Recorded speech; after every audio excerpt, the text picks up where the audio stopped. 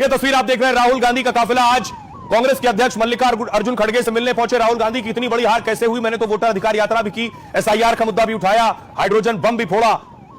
नतीजे आने के बाद आज राहुल गांधी मल्लिकार्जुन खड़गे साहब के आवास पर पहुंचे। अब हार पर कांग्रेस पार्टी चिंतन और मंथन कर रही है। बिहार में करारी हार पर दिल्ली में कांग्रेस की एक समीक्षा बैठक हुई, रिव्यू मीटिंग। मल्लिकार्जुन खड़गे के आवास पर यह बैठक हुई। राहुल गांधी, केसी वेणुगोपाल और अजय माकन भी इस बैठक में मौजूद थे। सूत्रों के मुताबिक कांग्रेस नेताओं ने लालू तेजस्वी से बात की।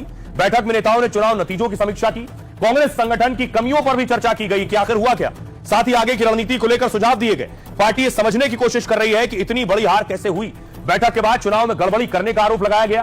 केसी वेणुगोपाल ने कहा कि पार्टी गड़बड़ियों के सबूत इकट्ठा कर रही है। वोट चोरी से जुड़े सबूत 2 हफ्ते में देश के सामने रखेंगे। कांग्रेस ने इस चुनाव में 60 उम्मीदवार उतारे थे, जबकि सिर्फ 6 उम्मीदवार जीत सके।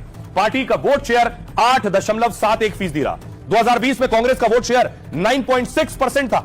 तब 70 सीटों पर लड़कर 19 सीटें जीती थी कांग्रेस ने, और अब 61 सीटें लड़कर 6 सीटें जीती हैं। दूसरी तरफ एनडीए और बीजेपी का खेमा है, जहां जश्न हो रहा है। और जश्न सोचिए पुडुचेरी में हो रहा है बिहार की जीत का। ये जीत ऐसे ही नहीं हुई है, इस जीत के पीछे की कहानी क्या है ये मैं आपको बताता हूं। स्ट्राइक रेट देखिए जरा, जीत के लिए स्ट्राइक रेट। पीएम मोदी का स्ट्राइक रेट 80% रहा है। प्रधानमंत्री मोदी ने बिहार में 16 रैलियां की, इसमें बिहार की 122 सीटें कवर की। इसमें से एनडीए को 97 सीटों पर जीत मिली है, और मोदी की रैली से एनडीए को 44 नई सीटें भी मिली है। मोदी का स्ट्राइक रेट 80% रहा है। अगला नाम है गृहमंत्री अमित शाह का, 89% का स्ट्राइक रेट। गृहमंत्री अमित शाह ने 28 रैलियां की हैं, और अमित शाह ने 141 सीटों को कवर किया। इसमें एनडीए को 125 सीटों पर जीत मिली। अमित शाह का स्ट्राइक रेट 89% का रहा है। योगी आदित्यनाथ ने बिहार में 25 रैलियां की, और योगी ने कुल 122 सीटों को कवर किया। इसमें एनडीए को 98 सीटों पर जीत मिली, 98। योगी का स्ट्राइक रेट 80% का। नीतीश कुमार देखिए, नीतीश कुमार ने 84 रैलियां की।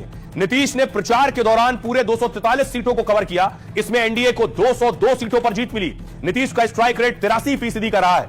अब आइए जरा विरोधियों की बात करिए। राहुल गांधी ने बिहार में की 15 रैलियां।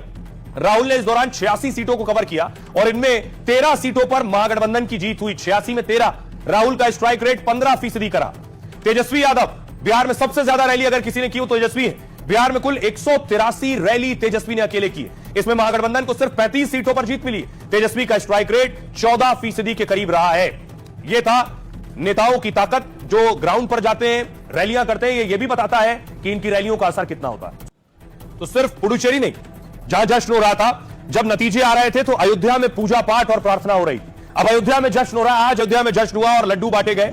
जो पुजारी और संत उस वक्त पूजा पाठ कर रहे थे, आज वो मिठाई लेकर सड़कों पर मिठाइयां बांट रहे थे।